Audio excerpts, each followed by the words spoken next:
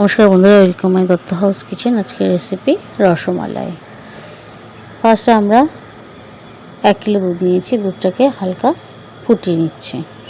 এরপর আমরা নিয়েছি ভিনিগার 2 চামচ আর 3 চামচ জল মিশিয়ে রেখে দিয়েছি। এরপর দুধটা হালকা ফুটে আসছে, এরপর আমরা গ্যাসের ফ্লেমটা আমরা অফ করে দেবো, দিয়ে ভিনিগার মেশানো জলটা আমরা দিয়ে দেবো। এইভাবে ছানা কাটাবেন, তাহলে ছানাটা খুব সফট হবে। দেখুন বন্ধুরা, বলতে বলতে আমাদের ঢেকে রেখেছিলাম একটু।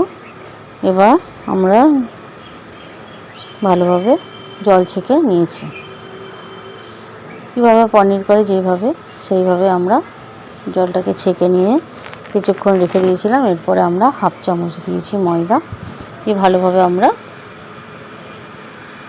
ছানাটাকে ডলে নেব। খুব জোরে ঘষা যাবে না, হালকা হাতে আস্তে আস্তে করে আমরা ছানাটাকে ভালোভাবে মেখে নেব।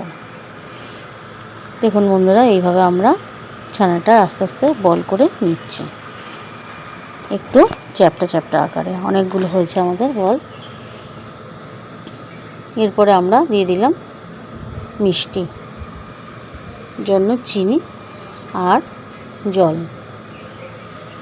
এখানে 1/2 কাপ চিনি দিয়েছি আর 1.5 কাপ জল দিয়েছি।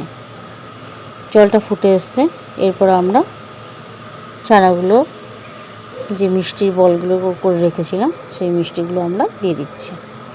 কে কোথা থেকে দেখছেন আমাদের রেসিপিগুলো ভালো লাগলে অবশ্যই সাবস্ক্রাইব করবেন আর লাইক শেয়ার কমেন্ট করতে ভুলবেন না।